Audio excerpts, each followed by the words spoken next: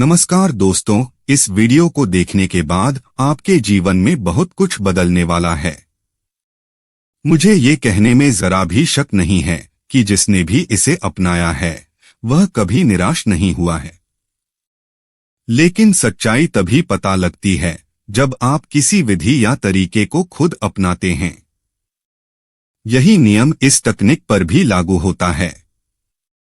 मेरी बातों पर विश्वास नहीं तो इस वीडियो को 21 दिन तक करके देखें। आपको खुद अपने जीवन में फर्क महसूस होगा। अब मैं सीधे टॉपिक पर आता हूं।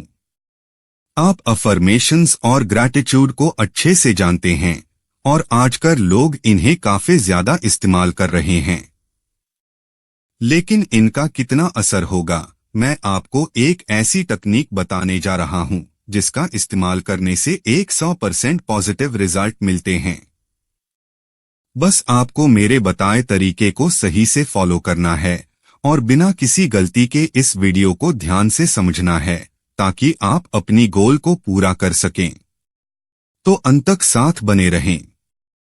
ये तकनीक सीधे महादेव से संबंधित है और उन्हीं के ग्रंथ से ली गई है और आप अच्छे से जानते हैं कि महादेव कितने भोले हैं। वो किसी को भी कुछ भी दे सकते हैं, चाहे वो आपकी भाग्य में हो या ना हो।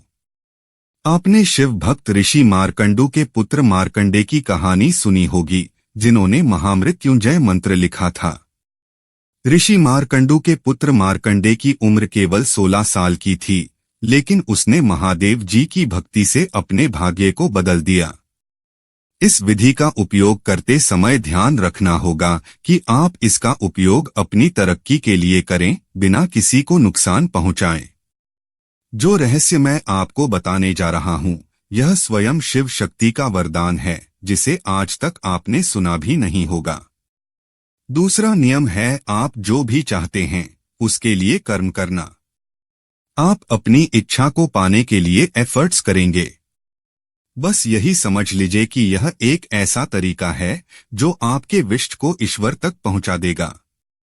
लेकिन वह तभी पूरी होगी जब आप इससे जानेंगे कि आप क्या और कितना प्राप्त कर सकते हैं। आइए चलते हैं देवों के देव महादेव की ज्ञान की शिवम यात्रा पर।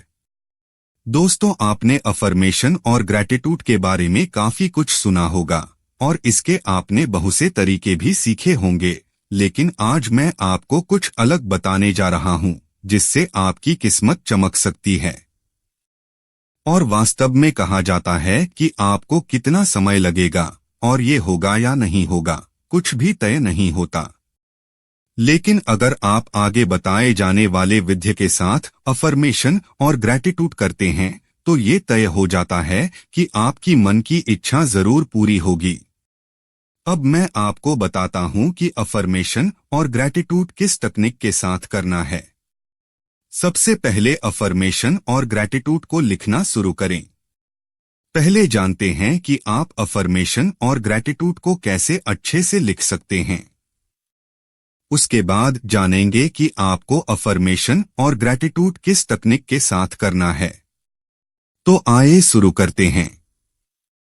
आपके मन में जो विचार है, जो इच्छाएं हैं, और अगर आप उन्हें वास्तविकता में बदलना चाहते हैं तो आपको कुछ ऐसे सेंटेंस बनाने होंगे जो आपके सबकॉन्शियस माइंड में स्टोर हो जाए और आपकी विश भी पूरी तरह से इसमें कवर हो जाए।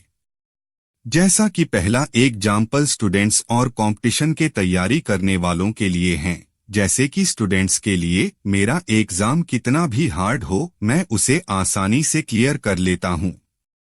बिजनेस करने वाले अपने अफर्मेशंस को कुछ इस तरह से बना सकते हैं। मेरा बिजनेस पहले से ज्यादा अच्छा चल रहा है। मेरी सैलरी हर दिन कई गुना बढ़ रही है। मेरे क्लाइंट दिन पर दिन बढ़ते जा रहे हैं। मेरा बिजनेस हर दिशा में प्रोग्रेस कर रहा है। मेरे बिजनेस का नाम पूरी दुनिया में फेमस हो रहा है। मेरा बिजनेस लगातार तरक्की कर रहा है। पैसे की समस्याओं के लिए कुछ इस तरह से अफर्मेशंस लिख सकते हैं। मेरी इनकम हर दिन बढ़ रही है। मेरे खर्च कम हो गया है और इनकम अधिक हो गई है। मैं एक दिन में 10,000 से ज्यादा कमाता हूँ। ठीक ऐसे ही आप अपने किसी साथी को पाने के लिए अफर्मेशंस बना सकते हैं। इस तरह से जैसे आपके मन की इच्छाएं हैं वैसे ही आप अफर्मेशंस बना सकते हैं। ठीक अब इसी तरह से आपको ग्रैटिट्यूड के लिए भी एक सेंटेंस बनाने हैं। जैसे कि मेरे पसंद का प्यार मुझे देने के लिए मैं आपका आभारी हूँ और धन्यवाद करता हूँ हे परमपिता परमेश्वर, मैं आपसे प्यार करता हूँ, पर अपने चरणों में स्थान देने के लिए मैं आपका आभारी हूँ और धन्यवाद करता हूँ। ठीक इसी तरह से अपने मन के अनुसार आप अपने सेंटेंस बना सकते हैं।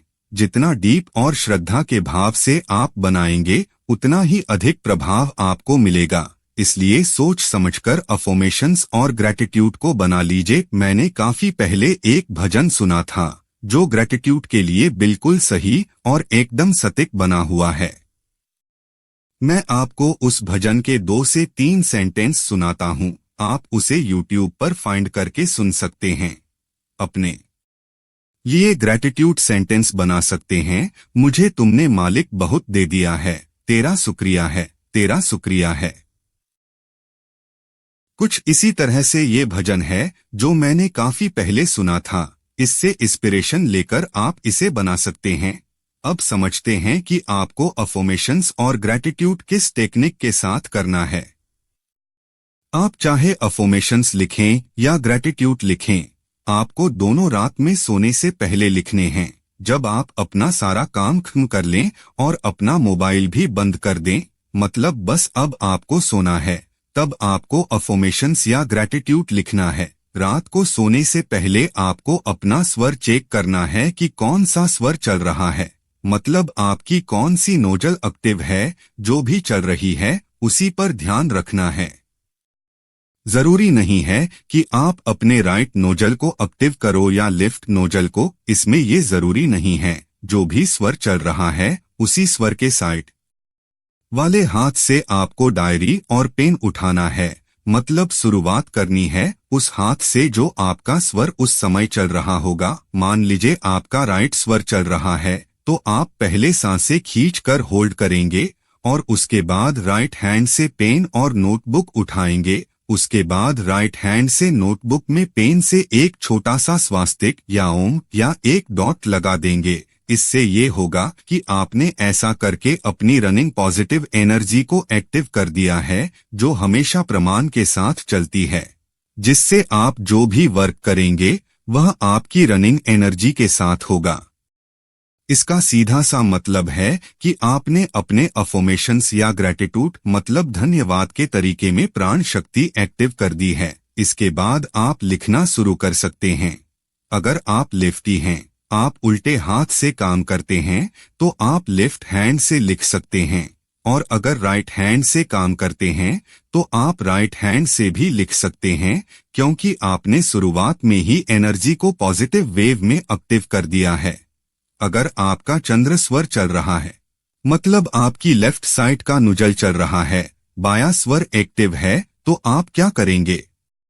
देखिए, अगर आप लेफ्टी हैं तो कोई बात नहीं, लेकिन अगर आप राइटी हैं तो आप स्वर चेक करने के बाद जब जान जाए कि आपका लेफ्ट नुजल चल रहा है तो सबसे पहले आप अपनी सांसों को खींचकर होल्ड करेंगे और लेफ्ट हैंड से नोटबुक और पेन उठाने तक रिलीज हो जाती हैं। तो आप दोबारा से सांस लेंगे और सांस को रोककर एक्टिव स्वर मतलब जो स्वर चल रहा है उसी साइड के हाथ से पेन और नोटबुक उठाकर नोटबुक में डॉट लगा देंगे या ओम का सिंबल बना देंगे।